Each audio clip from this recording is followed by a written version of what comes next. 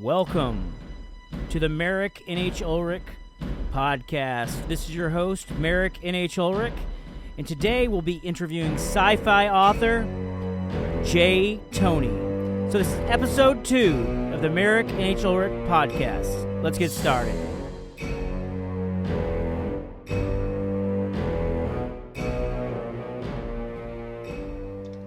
All right, welcome to the Merick NH Ulrik podcast. This is episode 2. Today I am interviewing science fiction author Toney. All right, Jay, how are you doing today, man? I'm doing very good. Great. Listen, I want to give you a proper introduction. This is his bio here. Jay was born in Oklahoma City. As a child, he always had an interest in aircraft and was growing up during the space race, spacecraft. He said he joined the USAF in 1981 and got his dream job as a tactical aircraft maintenance technician. He's a veteran who served in the Gulf War, Desert Shield, Desert Storm, and the Liberation of Kuwait. He's been an avid reader and started reading at an early age. His primary reading was fantasy and science fiction. Some of his favorite authors are Robert Heinlein, I don't know if I pronounced that right, apology, Alan Dean Foster, Piers Anthony, David Weber, Kim Harrison, and is currently living in rural central Alabama. So happy to have Toney on our second podcast. So thanks, Jay, for coming on, man. I really appreciate it. You're welcome. Well, I just got done reading Net Zero, and I'm going to do a review on it on the blog, and I believe you have it offered as a free book. Is that right? That's correct. So I'm going to link that book at merickinholrik.com. So if anybody, after listening to this podcast, wants to go read the blog about Toney and my short review of Net Zero, you can actually click that link and get a free copy just by signing up to his email list, and you'll get a lot of cool updates. And I'm sure he's got a wealth of books. I just want to read off some of the books that Jay has and he's written in the past, and I'm on the backlog of reading these because I really enjoyed Net Zero, and I do want to get caught up on some of these books. I'm especially interested in Space Pirate Roberts, but I'm just such a backlog on books I want to read. So anyways, he's got some of his titles include First Command, Space Rogue, Space Pirate Roberts. He's got War of the Lords, Earth Quest, A Space Pirate's Christmas, that's crazy, Star Bridge, Doc Roberts and the Mind Harps of Tom Baku, One King, One Rule, Freedom Flight, Hunted. He's got Invasion Earth, the series, Exiles, Lost, No Return, Space Race 2500, Carrie Piper captures the Gray Planet, Space Pirate Scrooge.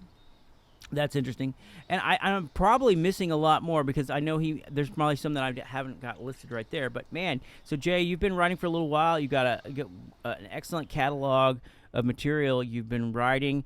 I was really kind of like blown away at the beginning of Net Zero how close to reality some of these things are. It makes you really think. So we're gonna maybe get into some of that in a minute. But so just. Jay, tell me a little bit, what got you into writing science fiction? I mean, it's a great genre. I love science fiction too, but I mean, what got you started in writing? I saw a YouTube program back in, I want to say, 2015 that talked about writing. And I don't think it was specific for science fiction, but it was about publishing and starting off as an indie author. And I said, hey, it sounds like something I could do. Yeah, similar to me. It was kind of similar, except for I started in 2020, late 2020. I didn't publish anything, I think, until 2021. So you've been writing a lot longer than I have. But I kind of saw something similar to that, and I just tried my hand at it, and I was like, whoa, I maybe could do this. So, what were you doing prior to writing? I know you were in the military for a long time. Isn't that correct? And then what were you doing after the military? Or were you still in the military when you started writing? Or No, I got out of the military after serving 11 years. I got an injury to my right knee. Wow. And it just wasn't able to do the strain of walking on aircraft any longer. Wouldn't hold together even after the surgery. Man. And working on aircraft was a dream job for me. And not being able to do it anymore was pretty much the end of that. I didn't want to do anything else. Goodness. Well, I know that to work on aircraft, you must have a very mechanical mind, which maybe will help with science fiction. I was going to ask you too, how did serving in the military and working on aircraft, how did it affect any of your writing for writing science fiction? Did it have any effect at all, or was it kind of like something, like when you're dealing with descriptions and things like that? Did it color anything that you've written? You think?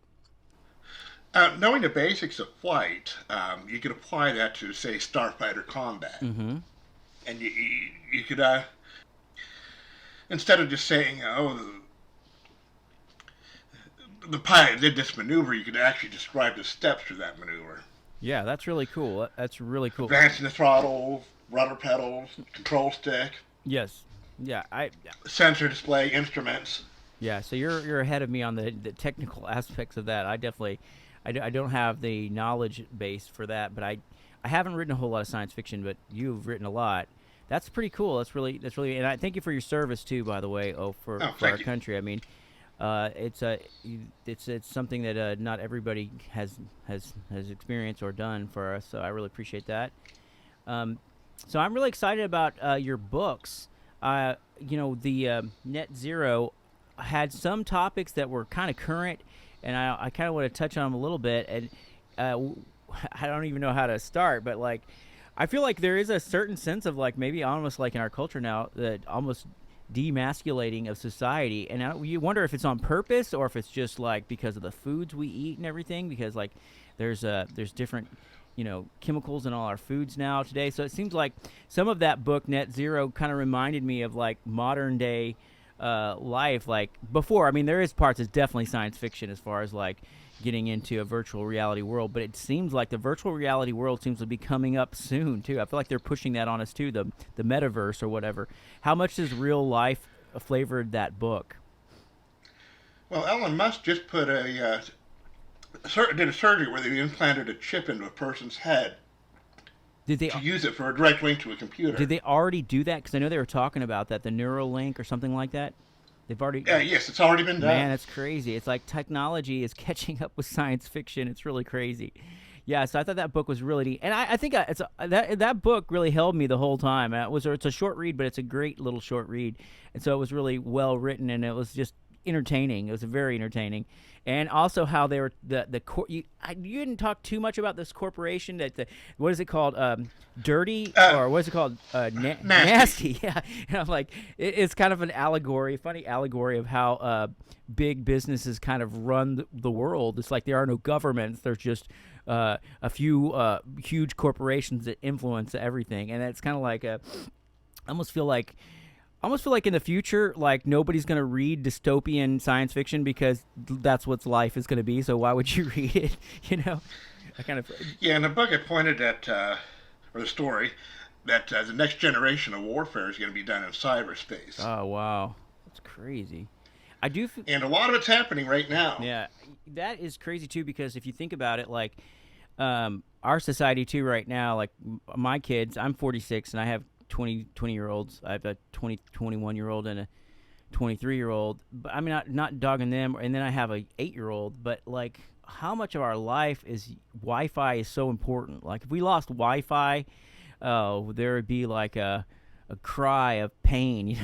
Everything is online right now. It seems like when I was a kid, of course, we got our Nintendo, and that was the big thing. You got a NES, a Nintendo. We played the Nintendo, and I was like, wow, this is amazing, And but now it's gone so further from that. Now it's gotten so advanced. It's it's not. You don't have to use your imagination because everything is just seems so real. And I can only imagine what it'll be in 20 years from now. Yeah, when I grew up with Atari Pong and Tech. Mm-hmm. And Pong's so exciting now, right? It's bouncing. Bing, bing, bing. So hey, I'm digressing a little bit, but yesterday I went and saw the greatest science fiction movie ever made. Actually, it's not the greatest science fiction movie ever made. It's the greatest space fantasy movie ever made, because it's not true science fiction. You got space wizards in it, but it's so a buddy of mine yesterday had a birthday party. and he invited us all out to do a private showing of The Empire Strikes Back. And I've never seen it in theaters because I think it came out in 1983, so I was 5 in 1983. But so we went and saw it, and I was watching this movie, and just I love that movie. It's one of my favorite movies. But it's like they don't make movies like that anymore. They don't make movies talking about like the main Han Solo's character. They're just well-paced story. I don't know if you agree with me on this one because we haven't talked about it, but I do like. I think that's one of my favorite movies is Empire Strikes Back, but I'm really not so excited about some of the later Disney movies. There's no story arc. There's no real heroes that I kind of enjoy listening. Anyways, there's not a lot. I don't want to dog on Disney all this on your interview, but I feel like. I don't know. The stories are not the same as they used to be on some of that. Do you feel that way too, or you have any thoughts on that? Yeah, Disney's gone woke. Yeah. And the movies that they're putting out today are nothing compared to what they used to put out back in the 70s and 80s. Yeah, and me and my girlfriend were talking about this. I think Star Wars was the first science fiction brand that really took off. I mean, like before that, I mean, there's Buck Rogers, and then after Star Wars, you had Star Trek. But it's funny because it's like I feel like what Disney has done is taken all the goodwill that Star Wars created with those first 3 movies and just like spent it. I mean, and like the movies don't even seem like if you watch the sequels trilogy, it doesn't look like they have a unified idea like of what their story was going to be. It's like somehow the Emperor has returned. I'm like, oh man, they did all those 3 movies to kill the Emperor and it didn't work anyway. So what the heck? It's like, anyways, I digress. But we had a great time. We watched The Empire Strikes Back, and it was really good. We really enjoyed it. So tell me, what are you currently writing right now? Are you before we get to that, tell me more about your influences. I know you mentioned Robert Heinlein and Alan Dean Foster. Tell me about what gets you excited about science fiction. And is that your primary genre? Are you writing anything else besides science fiction? I'm sorry if I got 2 or 3 questions in there. I want to break into epic fantasy. Oh, cool. And it just seems that I got one project after another with science fiction. Lately, I've been writing short stories. Yep. About 5,000 words. Yep. And that's kind of backlogging because each one is a potential prequel for another story or a trilogy. Yep. So I've got material to last for years. Yeah, I do. You got a lot of material. And I was thinking, just what I've seen. I don't know what you got behind there. But, I do find that, like, as an indie author, it's hard to go ahead and write, like, it's hard to be successful writing a Brandon Sanderson massive novel, because if you did one of those like mega novels of like a 250,000 words or something like that, it would take so much of your time that you wouldn't have like new income coming in. You know what I mean? Like as an indie author, I feel like it's almost like, I'm not saying pigeonholed, like maybe somebody can make that work, but it's in my mind, I feel like as an indie author, you almost have to have that short reads are a good way to get going, because if you took the time, I don't know how about you, but if it took for me to write like a Brandon Sanderson's length, novel, I know I have written some novels, but a 250,000 page book, word book, it seems like that would take me a better part of the year, maybe like 6 months or 3 months or something like that. 3 months probably would take me 6 months or a year. I don't know. Just depends. I don't know. I'm not. I know I've had a few books that were 100,000 words, and they took me several months to finish. What are your thoughts on that? Because I think short reads for indie authors is a good way to go, at least to get started or in between major releases. What are your thoughts on that? Because I mean, you've been around for a while. You've seen how things have changed a little bit. What are your thoughts? When I started, the goal was about a 70,000 word book. So I basically geared myself up to write that length. Now they're wanting a little bit longer from our indie authors, anywhere between 84,000 and say 115,000, 120,000 words. Yeah. To be picked up by a publishing company, about 120,000 words would be an absolute minimum. Yeah. That makes sense. Do you feel like the short reads, though, in between those bigger books, help just keep fans engaged? Or, I mean, that's my thinking on it. Or do you feel like maybe that's a good idea to do, like, I mean, a short? Because I know it's easier for me to put out like a 5,000 word, prequel or short read in between, like if I've got a big novel project that I'm working on, just to keep fans engaged, or not readers engaged, and maybe get new readers. Do you think that's a good strategy as an indie author, or what I'm kind of thinking of? Yeah, especially for gaining a new membership. Yes. Uh, the cost for editing a short, say 5,000 words, is very, very minimal. Mm-hmm. So you don't have a lot invested in it. Mm-hmm. You don't have a lot of time invested in it. You could probably turn out a 5,000 word story in a week. Mm-hmm. Yeah, I agree. I think it's a good idea, but I do think your science fiction and fantasy authors are different than readers are different than maybe like a romance. I don't really write romance, but I feel like sci-fi and fantasy readers. You make me remind me. Yeah, they do want longer stories in general, but I feel like the short reads and stuff just give them something to keep on. Come to your get to know you a little bit and come in and maybe either join your mailing list or just give them something in between. I think a big novel or that they can sink their teeth into too. I mean, I guess I'm going in circles, but I think that's the way to go personally. But anyways. Yeah, you start with the short and you use it to promote something larger. Yeah, definitely. So, any advice you'd have to a new author who's wanting to maybe get involved? Because I feel like you said you took a course about publishing, and I did too. And I feel like there was a little bit of blue sky mining whenever I got going, and you could make millions of dollars publishing books. And now you even have people out there pushing AI, like, yeah, you don't even need to write a book. You can just get AI to write a book for you, and you can make millions, which great for AI, but I feel like, there is so much into writing and publishing and gaining a readership that I'm not saying that it's not, I feel like almost anybody could do it if they took the time to learn how to do it, but it's some of these courses and stuff they are selling online, I feel like don't really tell you the real hard truth of like getting started writing and building a readership. What are your thoughts, man? Well, with AI, it's writer beware. Yeah. If you're looking at doing any type of publishing outside of indie publishing, say magazine articles or magazine publishing, that is a forbidden item. Yeah, definitely. And it will get you banned from soliciting your stories to magazines. And every magazine that I've submitted to has a warning about not using AI. Absolutely. I agree, and I think they, Amazon asks about that too. I've used AI. What I have used AI for is for helping me design some covers.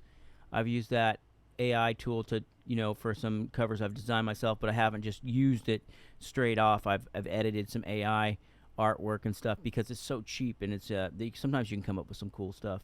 But other than writing, it's definitely a no-no. But I do see these people I'm just talking about people who are selling courses. It's funny how that they don't, alliterate to. And speaking of magazines, you've been published in several magazines too. Like, I know you've been published in. What magazines have you been published in? I've been published in Savage Planets. That's cool. Last October, I had a story the Oracle released. And I have another contract with them for, I can't think of the name of the title off the top of my head. That's all. Oh, Dream a Little Dream. Oh, cool. So, keep going. It releases in April of 2025. Oh, awesome. So that's, you already have that. If you're publishing to magazines, do you feel like that's a relationship that has to be built? Like you gotta submit to them once you get once published. You feel like you have a better chance of keep publishing with magazines? Yes, the more you get under your belt, the more you're recognized, and the more apt you are to get a story. Getting that first story is hard. Mm-hmm. Do you? And you got to have a thick skin because there's a lot of rejections. Oh man, I can imagine. And do you have you? So have you felt like with the magazines that maybe it helps expose you to new readers and things like that, or any? That's my goal with the magazines is to go out to a different Yeah, audience and attract them to my book. that's awesome. Yeah, I've definitely want to. I think the Space Pirate Roberts is one of the next books on my list that I want to read of yours. And can you give us maybe some breakdowns of what that story's about? Maybe give us a little teaser about what some of these books are. Here's another question I have for you. I'm sorry, I'm all over the place today. I really apologize. I feel like I'm asking you a million questions and they're all bouncing around. But can you tell us more about some of your books, like Space Pirate Roberts? Okay, Space Pirate Robert I actually wrote as the fourth book in the series and then made it the prequel. Oh, And then I wrote First Command to be a prequel to that. wow. So I kind of wrote them out of order. Okay. So the series really starts with Exiles. Okay. So is that a good? Should I start? That's a better question. Where should I start if I wanted to start reading this series? What Exiles do you think would be a good place to start? No, I would start with First Command, First Command. and then Space Pirate Roberts, and then Doc Roberts and the Mineheart of Tombaku Okay. is a side story. Okay. And then I did two Christmas stories that were also side stories. That's Space Pirate Christmas and Space Pirate Scrooge. all right, man. That's kind of cool. I definitely. So I need to put Exile on my list as my next book that I need to read from your Exile. Maybe I can do a review on that one. So I definitely want to read more of your books. So the reading order. So you'd want to start with Exile. That sounds. Start with Space Pirate Roberts or First Command. Oh, First Command. That's right. I'm sorry. I said First Command, then Space Pirate. I'm getting them out of order. You just told me, and I still need to write it down. Awesome, man. So yeah. So it's pretty exciting. I've been wanting to get to talk to you before because we both worked together on doing some promotions with Story Origins, and I know that we have done some cross promotions from our books and stuff. So, is there any other things you are promoting right now? Like, what's your next book you got coming out? I just decided to release Honeymoon Aboard the Mary Celeste. Tell us more about that book. The parents of a couple that eloped and got married are very upset with their children, and especially their defiance on refusing to annul the marriage. So they get together and come up with a brilliant plan to make money and punish their children at the same time. They give him as a wedding gift an all-expense paid tour of the galaxy aboard the newly commissioned Mary Celeste. And of course, the Mary Celeste has a reputation of being a ghost ship. Oh my goodness. So it's a cruise that's doomed to end before it starts. Oh my god.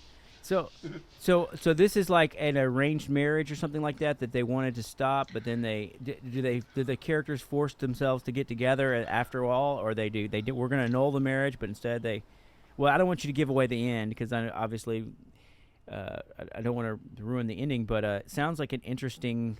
Is there a kind of a romance that involves in that, or? It's not so much a romance as it is an adventure. You have one parent who's a business owner and a paranormal investigator. Oh wow! And he does paranormal investigations aboard derelict ships. Then there you go with the ghost ship. Yeah. Yeah. Then the parent of the female, the Hartwell family, is one of the elite families. No family is good enough for them. Oh wow. That's crazy. And it's all about keeping the wealth in the family. She should be marrying one of her cousins, not a stranger from outside of the family. And that's really like the Rothschilds and the Rockefeller type strategy. I feel like you do have a vast wealth of knowledge, like as far as history and different things that I can tell in some of the books, what I've read, that you blend I mean, that's a real thing that used to happen. It's I believe it still happens today. probably don't even. Meh. Yeah, it's crazy to think that still Particularly with the happens. royal families. Yeah, exactly. So that's really interesting. So the Space Pirate Roberts and First Command, how do they link together? Are they so? Is First Command is a prequel to Space Pirate Roberts? Yes. Everyone's has a history, and with Doc Roberts, it's Bartholomew Roberts, Okay, that sounds and like he inherits. He that's a real. inherits. I'm sorry for interrupting. That's a real pirate name, isn't it? Bartholomew Roberts. I think so. Yep. Black Bart. Yep. Um, Now Doc Roberts inherits his command, Mm-hmm. from his father, and at First Command, it is a test, and it's a pass or fail test. Okay. If he fails, it can result in his death, and it'll definitely be replaced. So it's not an option; he has to pass, and that involves doing a job for the Alliance. Sounds to me like you have been involved in world building a lot with this. Yeah, I haven't even scratched the scratch of your world building because with all these books, pretty much are all of them connected with the universe that you created, both the First Command, Exile, and Space Pirate Roberts. Yes, that series is all connected. And are we looking at the Earth like a history of future of the Earth, maybe like 10,000 years in the future or 4,000 years in the future, or is it just a is it still based on like Terra or the Earth, or is that just not even spoken about, like kind of Star Wars or something like that? The Earth doesn't come in until near the end of the series. Okay. Um, so really, it deals with an alliance war against the coalition. Mm-hmm. The coalition losing the battle and then having to flee, and they do it through wormhole travel to the Andromeda Galaxy. Wow. So it's got a lot of cool science fiction stuff in there. Is it are we dealing with aliens at all, or are we dealing with all pretty much humanoid like humans? Um, we're dealing with both. Mostly it's human or humanoid, but there are alien species in there. Exciting, exciting. So the Space Pirate Roberts, is he like a protagonist that you use all throughout, or is he is he more of like an anti-hero? Because I know he's a pirate.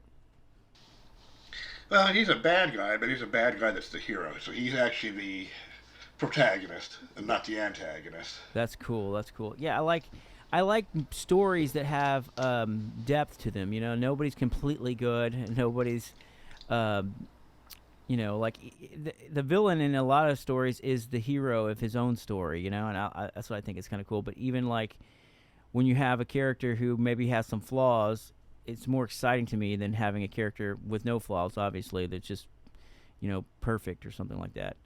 I think so. That's really interesting, and I do like pirates. So when the first thing when you said Space Pirate Roberts, I just immediately thought of the Dread Pirate Roberts from Princess Bride because I love that movie so much. But I never thought of that Bartholomew Roberts was a famous pirate name too. So it should be pretty exciting. So the Space Pirate Roberts, he it is. I don't want to ruin anything, but is he continuing through a lot of these stories as a continuing character, or is it just going to be like one-off book with Roberts? It's a one-off book and side stories with Doc Roberts. Mm-hmm. He does make some cameo appearances in the other books. Exciting, cool, But he's goes from being the main character to a side character. awesome, awesome. Well, I'm definitely going to try to catch up on your books, but you've got a good catalog, pretty exciting. So somebody who's got an avid hunger for science fiction would definitely recommend you check out Toney. And where's the best place to find you, man? If somebody wants to. Oh, I am distributed wide, so I'm all over. Great. So if you like to read your books on Kobo, or even iBooks, they can find you there. Yeah, Apple, Kobo, Barnes and Noble, Amazon, Mm-hmm. Smashwords. I'm even in a lot of different libraries. That's awesome. That's a downside of publishing just with just with Kindle, you don't get in a lot of these libraries and stuff. So what led you to publish wide? Would you have any recommendations for any new authors if they wanted to publish wide or just with Amazon Kindle? What's your thoughts on that? To start, I would probably um, publish with just Amazon Mm-hmm. and take advantage of Kindle. Yeah. But after you get like a trilogy under your belt, then you're going to want to make a decision as to whether you want to stay with Amazon and Kindle or whether you want to move to a wider distribution. Yes. I know I put a lot of my books on Kindle Unlimited, but there are some readers who, for whatever reason, they don't like reading on Amazon, just like some readers love it.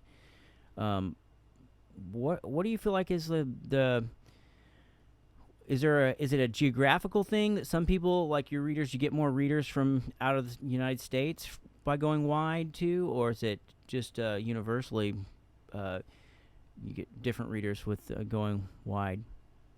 I get readers all over the world. Yeah, Um, I feel like with just but direct. with Kindle, Mm-hmm. you're restricted a lot.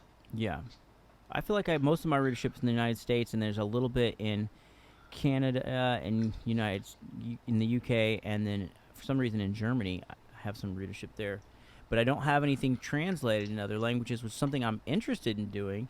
But again, like you really can't do AI translations. You have to really find a translator who's going to translate your books. Have you thought about translating some of your books into other languages? Uh, I had pretty much the same thought.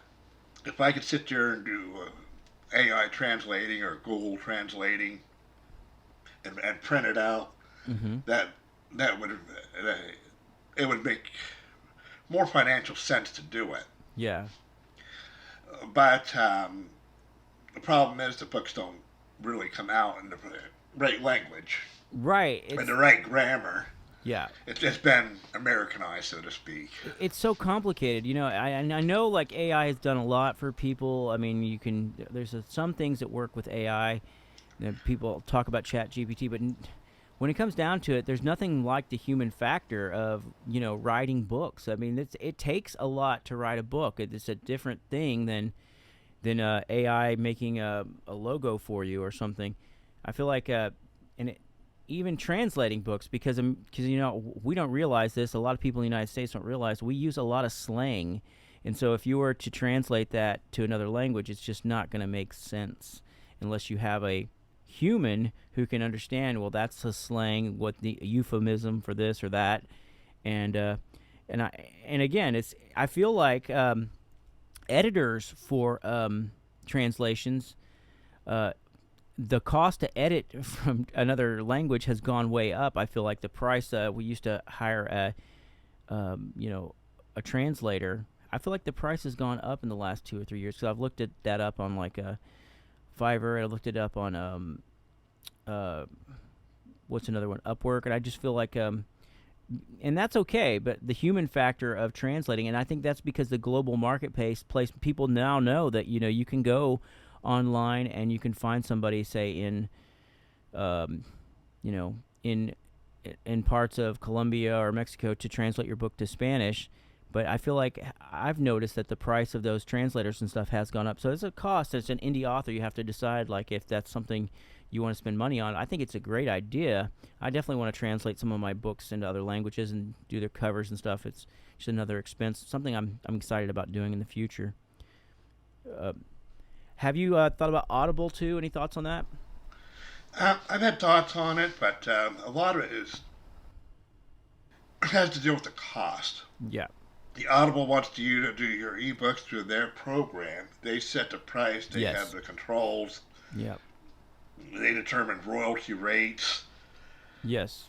and terms, and I want something more open than that, where I can decide how many I want to give away for promotion, Yes. what price I want to post, what sales I want to post, and when. Brandon Sanderson has spoken out a lot about how Amazon ACX has kind of screwed over the indie authors, because they're at the most you can get if you go exclusive with ACX is you're only getting 40% of the commission for your audio books. And I understand that published authors with major publishing houses, they get a much better deal. And then if you do a narrator split, like if you just want to split the royalties with the narrator, you go direct to Amazon and exclusively, you know, the narrator's going to get 20, and then you're going to get 20%. So you're not getting you're not getting a very large percentage of the royalties for your own product. And the other thing is too, like if you don't go exclusively with Amazon, you're only getting 20%, and maybe it being the biggest seller, I think, of audiobooks right now, it's just kind of feel like it's a little bit of a monopoly. We used to have Findaway Voices, and I was looking into that. Findaway Voices doesn't do they don't have the narrator author connection thing where you can find narrators on there and do deals with them. Now it's just an aggregator like Draft to Digital is for ebooks. Findaway Voices is now part of Spotify, and it's just an aggregator to send it out to other places. But I recently I'm working on publishing some audiobooks for like Brothers of Chaos is being done right now, and my other book, The Wolf Rider, is being done in audiobook. And my thoughts on this was just like 20% of something is better than 100% of nothing, and I just didn't know when I was going to have time to get these books published if I had to pay directly to a narrator to do it. And even though it's only 20%, even though I feel like it might be kind of a bad deal, I'm like, something's better than nothing. So I went ahead and did some narrator splits on ACX because I feel like if I keep writing new material, I'm going to have a long time to catch up to get all these books on Audible. And I do feel like we'll see what happens because I don't have any of them published yet. It's taking a little while, but I'm kind of excited because listening to the audio kind of brings it to life in a different way than just reading. So that's my thoughts on it. I feel like audiobooks, the author gets screwed a little bit as far as like I think we should have a better deal. But instead of trying to change the way things are, I'm just trying to deal with how it is. So. But that's my thoughts on that. I'm excited about doing some audio books. Yeah, so I'm pretty excited. What are your any more thoughts on audiobooks before we move on? Yeah, there's a couple things you could try. Of course, you can find narrators that may narrate an audiobook for you for say about $400. Right. That's a better deal than going with ACX, I think. I think so. But you're going to be limited to your own promotions, or you may be able to do a deal with Chirp. Yeah. Another thing you can look at, what would work, I think, more for shorter novels than longer novels, is Google has a service. With their Google Play. Any book that you promote through Google, you can also do an AI translated book, and that's absolutely free. Yeah, I saw that. I think that's good. I think that's something to maybe possibly pursue because even if I have a few on ACX, you could try that. I think it's something I might want to try. Maybe do something wide, and put it on Google. So if the ebook's on Google Plus, you can do a AI version of the book. That's pretty exciting too, and it's getting better. The voiceover is getting better. Yeah, they have different voices to choose from, male, female, different accents, different pitches of voice or the voice rate. So you have more selections to choose from. I've tried it with, say, novellas, smaller works, about 15,000 words, and it does work good. But you have to go through it and rewrite portions of the script. Because it doesn't see pauses, right, or dramatic pauses. Yeah. And that's the benefit of having a narrator. A narrator would read it and go like, "This doesn't sound right. We're going to have to pause here," and but still, I think that ACX did do a beta test for some. It's weird. I didn't get selected for the beta test for doing an AI version of audiobooks, but you had to be selected for that beta test, and I don't know if one day they'll allow it. AI is getting better for that, and there's one use of AI that I think might be cool. But again, narrators would probably be like, "No, y'all are screwing us. We want to narrate audiobooks," and there is that human touch. But I think it might be worth a try doing that Google Plus audio if you're wanting to see some of your books put out in audio. That's something I will consider. Definitely consider. That sounds pretty cool. Yeah, so I keep I don't do any launches on Google, and Mhm. that's basically because I got screwed Yeah. over one book launch. Yeah. They decided to price my launch special as free, and of course Amazon matches, and that meant my whole launch went Yeah. out as free. Oh man.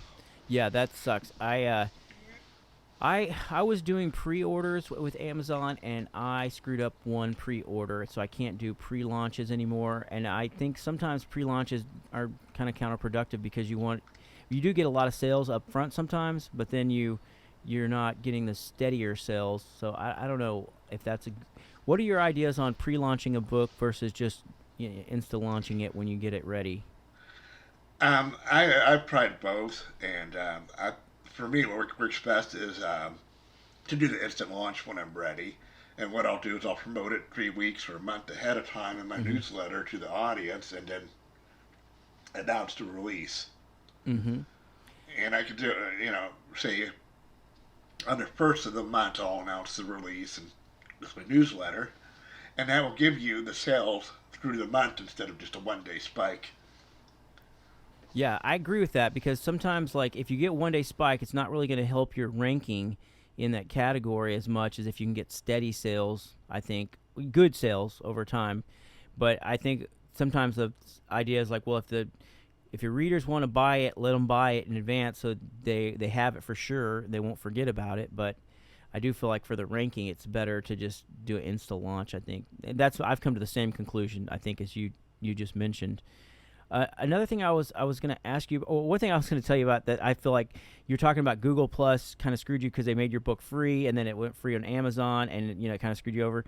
It's funny about sometimes it's good to have a free book in the series that's coming up. Then people might buy the next book. So if we're talking author shop talk here, but I feel like I did a promotion with Book Raids one time and I had a free book, and at the time Book Raid was a good promotion for me, and I still use them from time to time.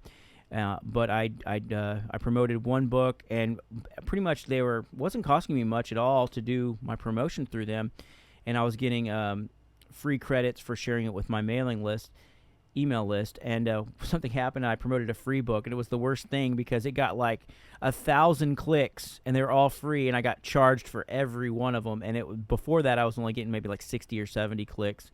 And so, it's like a factor, no return on investment on that promotion. It was kind of like, oh my goodness. I think another thing that screwed me was that was a book that was a standalone and it wasn't in a series and it wasn't a reader magnet either. So it was kind of silly. It was kind of stupid. Things happen. So, anyways. But yeah, I'm excited about reading more about your books, Jay, and I really thank you for coming on the show today. Really great to have you. You're got a vast wealth of knowledge with aircraft and spacecraft. I almost don't want to let you go, but I've just enjoyed talking with you. You have any other closing thoughts about writing and science fiction or the state of the marketplace today? Well, the marketplace right now, I think, is down Yeah. across the board with the way the economy is running. So it's just a matter of suffering it out until things change. I hope so too. I hope things do change in a positive way. I mean, I feel like my cells are growing slowly, but it's a slow grind, you know? Yeah, it's actually a struggle right now. Mm-hmm. um, and that's one of the reasons I turned to doing short stories Mm-hmm. and away from novels is because the novels stopped paying for themselves. Right. I know that with publishing longer books, sometimes it helps me for if you have stuff on the Kindle Unlimited because you get paid for page reads. But honestly, a lot of the shorter books in a series sell better for me than a novel because if say like I did a series and it's like 5 books, but they're shorter books, maybe like 20,000 words a piece or 10,000, 15,000. seems like when you add up 5 books, they actually sell better than one novel. If you think about it, because people are reading in a series. Yeah, the problem I had with Kindle, it would start out and you would have a strong readership and then die. Mm-hmm. And no matter how much advertising you put into it and how Mm-hmm. much you promoted it through different campaigns, you just never really regained an audience. Mm. So, and that's why I say once you get a trilogy, you're better to look at your other options. Sounds. And Would you say like a trilogy of novels, or a trilogy of like 370,000 word books, or what are we looking yeah, at? yeah, about 370,000 word books, and maybe a 5,000 word teaser Mm-hmm. for a prequel. Yep. And you don't put the 5,000 word prequel on Kindle. That just wouldn't pay anything. Right. Exactly. That would be a good free book, maybe, or a good. Yeah, that would be a free book to build a subscriber base. Mm-hmm. And from there, you promote your novels for sale and through Kindle Unlimited. And it should, while you're writing the first 3 books, you're going to have some income coming in from Kindle. Mm-hmm. And it's going to offset some of your costs, especially getting started. Yes. Because that first sale is tough. Right. A lot of authors don't get the first sale. Yeah. I guess I've been really fortunate because of, I don't know, like I feel like I have a good reader engagement on I think my email list. I'm kind of very personal, and so I talk about a lot of personal stuff going on. I feel like we've been very fortunate with reader engagement. Maybe it's because of the email list or whatever.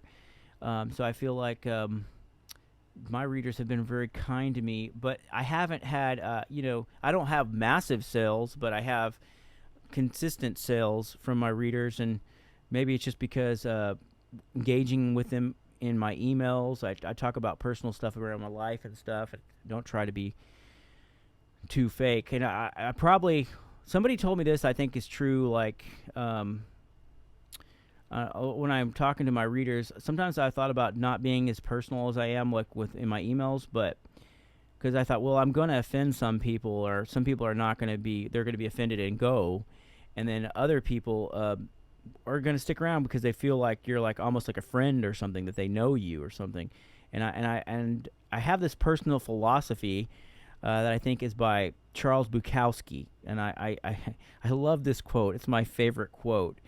And it is, some people will like what you do. I might be butchering it.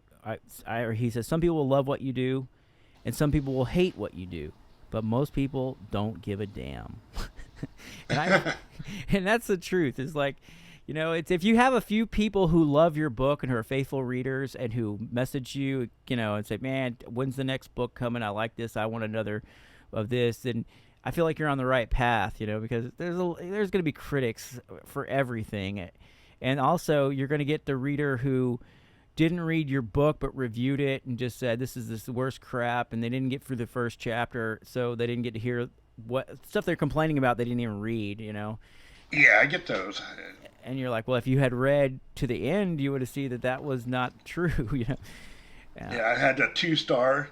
This isn't my cup of tea. I read one page and didn't like it. Yeah, well, give it a... Why are you even reviewing doing it? You didn't review? read it. Yeah, you didn't read it. You didn't read it. Yeah, exactly. But I mean, that sucks too, because like you could have like a bunch of 5-star reviews, and you get that 1-star review and brings you down. It's like, I feel like, it's like one guy said, Jim Rohn said, he's like, most people are really nice people. They're really good people. But there are some, like, I'm paraphrasing, he wouldn't say this, but there are some assholes out there. Yeah, but the problem is they move around a lot, so you're probably going to bump into them from time to time. There's just a few of them, but they move around a lot, so you're probably going to bump into one of them. So, yeah, publishing is a weird game, so I feel like, well, I say publishing because we're writing, but the deal is like you're a published author in magazines and in Savage. You said Savage Tales, right? Savage Planets. Savage Planets. So, if somebody wants to get like one of your articles, like, well, you have to be a subscriber to probably to keep up with this to Savage Planets, but So you're a published author, but also you're self-published with, like me, like we're in this publishing world, and I feel so when I say publishing, readers don't get offended. We are writers, but we also have to figure out, well, how do we get readers to read this book? So we're kind of in a publishing game too. We're not just artists with no we also have to figure out how am I going to afford a Big Mac? Not that I eat Big Macs, but I'm just saying, how am I going to afford to pay the light bill? So I got to sell some books or something, So we do have to think about a little bit of book marketing, because in fact you can have a great book, but if nobody reads it, like you said, they don't get that first reader, it's going to be... Yeah, actually marketing is the harder part and more work than actually writing. Writing is the easy part. Yes. And there are some people that will disagree with you, because I think because you, like me, are a writer. But there's some people who can't sit down, and they can't even just get one book done. It's like they've been working on their first book for 5 years, and I think my background, I'm totally opposite of you. I don't have military experience. I don't have experience with spacecraft and aircraft and stuff, and I haven't served our country, but my background is being a songwriter and a musician, and I played shows in bars and stuff, and one thing about writing a song that's helped me as a writer is I realized, and John Lennon says, if you're a songwriter, finish every song, even if it's a bad song, just finish it. And I feel like there's some virtue to that. It's like finishing what you started. And so what I've learned is, like, when I'm writing something, even if I don't feel like it's the best, I just try to finish it at least. And because I'll get an idea sometimes, and I'll start a book, and maybe by midway through the book, sometimes not all the time, but sometimes I struggle, like at the midpoint of a book, and thinking like, well, is this idea really strong enough for a whole book? But I try to finish it, and I feel like that's made me a better writer. I'm not saying I'm the greatest, but it's made me a better writer, is finishing what I started. But a lot of people, Jay, don't put yourself. You're in a category. You've written. I don't know how many books have you written? It's over 10 or over a dozen or more. I don't know how many. 17 novels. 17 novels. Hold on a second here. See, that is 17 novels. That's a lot, because like I only have 2 novels written, and then I have a collection of books that's 2 collections of books that would have been about the size of a novel. So in comparison, if you put everything I put together, I have 4 novels, and he's got 17 novels, and a lot of people can't finish that first book. So I'm sorry for cutting you off again, man. but Jay, for real, you got to give yourself some credit there, because I know you say that writing is the easy part, but for some people, they never get to marketing because they can't finish the book. Yeah, there are times when I write when I get stuck. It's not really a writer's block to where I don't know what to write next. I'll put myself in a corner where, two good examples. I wrote a story called Blow-Ups Happen. Mm-hmm. And this story has an imaginary character. The main character is schizophrenic, talks to, sees, and has an imaginary partner. That's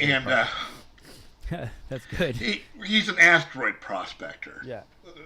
Mining metal ores and asteroids. But one of the things I came up to is, how do you know what an asteroid's composition is? Wow. And right now, with today's technology, they send a spacecraft up there. They break off or blow off a chunk of the asteroid, and they bring back pieces, and they analyze it in a lab. Mm-hmm. Well, if you're a prospector based on Sirius out in the asteroid belt, you're not going to send it back to Earth and wait 3-4 years for an analysis on an asteroid. Right.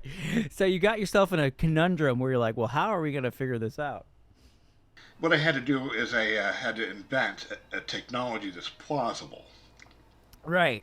If you just throw something off the wall that won't work, your readers are going to call you out on it. Well, yeah, because when you're watching science fiction or you're reading science fiction, you want to be lost in the fantasy that what you're reading is possible or that it's actually happening. You want to, what do you call it? Just suspend disbelief. But sometimes things happen where you're like, your suspension of disbelief gets shaken off, and you're like, that could never happen. You know, I feel you on that. Is that what you're talking about? Yeah, in this case, like I say, I had to come up with something that would work. In theory, would work. You know, it's funny. The same thing happened to me, but in a different way. I'm currently writing something, a ghostwriting for another author and another pen name, but it. I'm working on the story called The Ninja Girl, and it's about this blue-eyed, blonde-haired ninja wants to get out of the assassin business. She's an assassin. She wants to get out, but you can't get out of the gang, right? So, and I wrote her into a scene where she was stuck in a stairwell with a ninja master above her, and the whole time she's been using strategy to defeat people, but she comes in a situation where everything's strategically against her, and she's got an equal or better opponent above her in the stairwell, and I had to figure out a way where she could defeat him and it sounded plausible. So I was stuck in that stairwell for about at least maybe 2 days or 48 hours or something like that, trying to figure out. Maybe it wasn't that long, but it was. I was stuck there. I was stuck there trying to figure out how am I going to write her out of the stairwell. You know what I mean? And she has to defeat this guy, but she's got to do it in a way that seems plausible. Exactly. So, but I feel like I got the right situation because I played up his masculine chauvinism, and she taunts him into making a mistake. So that worked out. But I'm giving away future plot stuff. So, anyways. Yeah. Well, I'm also right now. I'm in a corner of what I'm writing right now. Excuse me. Sundancer Down, and spaceship crash lands on a alien planet that had at one time a colony that was established, but it's devolved into tribes and villages. Civilization is down to savagery. Yeah. And this planet has got two things working against the populace. One is during the daytime, with the morning hours, a fog or mist rolls in, and it carries with it fumes that cause hallucinations. Oh my goodness. And until it burns off, you can't breathe that mist. You have to have some type of a breath mask. Yeah. To filter it. And the second problem is at night, when the sun goes down, there's an alien creature, which I decided to make an insectoid based on a cockroach, but with the Proceba, so I could sit there and draw blood out. Oh my God. And they're referred to as blood drinkers by the people, and they're kind of like a 6 foot tall cockroach. Oh, that's great. That's terrible. So I'm in a situation now where they can't take refuge aboard the Sundancer because of a reactor leak of radiation. Mm-hmm. So they have to leave the ship. They can't take refuge, say, in a cave, and they're too far away to make the village. Yeah. Because that's the lair of these creatures, and it doesn't matter day or night. You go in the cave, you're dinner. Yeah, those guys are going to need something stronger than raid. That's all I can think. They're going to need some heavy weapons, I think. So, well, weapons for one-on-one, and it wouldn't be a problem except they hunt like a horde of insects. Oh, terrible. That's the worst. That's like the worst thing. I got an infestation of those giant cockroaches. I can't imagine. That's got to be a good book too. Super excited. Well, I really enjoyed talking with you, Jay. I thank you for coming on. I am a green podcast host, but I'm super excited about reading more of your books. Again, if you guys want to read more of Jay, of course, check out Jay Toney. You can check him out on. For one thing, I'm going to have a blog post on Jay's book, Net Zero, coming out really soon. You can read it there at MerickNHUlrik.com. By the time this podcast is out, it should be out. And also, Net Zero, you can get a free copy of Net Zero. It'll be on my website, too. You can click on the link. Anywhere else you want people to find you, Jay? Where should they go to find you? They could go to my website, jaytoney.com. Awesome. It's spelled, JAYTONEY.com. And I have links there to all my books. Awesome. That sounds like a plan. You guys go check out Toney. I am going to read First Command next. That's my next book that I'm definitely going to read of Jay's collection. And then hopefully I can get to the Pirate Roberts. I'm looking excited about that. And if you guys enjoyed the podcast, you can buy me a coffee at buymeacoffee.com/Merick NH Ulrik. That helps support the podcast. Buymeacoffee.com/Merick NH Ulrik. I'll have links in that. Just if you just want to throw a couple bucks to help support the show, we appreciate it. And man, it's been a pleasure talking to you, Jay. I feel like I've been all over the place. Got some things going on, but it's been a good time talking with you. We're really excited about your books, and I'm so happy to have you on the show, man. Thanks for coming out today. I'm glad to be here, and we'll have to do it again sometime soon. Definitely, and next time get with me when you have a new release coming up, and we can maybe plan something around that. So super excited. All right, well, guys, thanks for listening to the Merick NHL podcast, and stay tuned for the next one. We'll see you soon. All right, bye-bye. All right, bye. I really want to thank Toney for being our second guest on the Merick NHL podcast. Tune in next week. We're going to be interviewing fantasy narrator Andy Kidd. Thanks for joining us. We'll see you next time.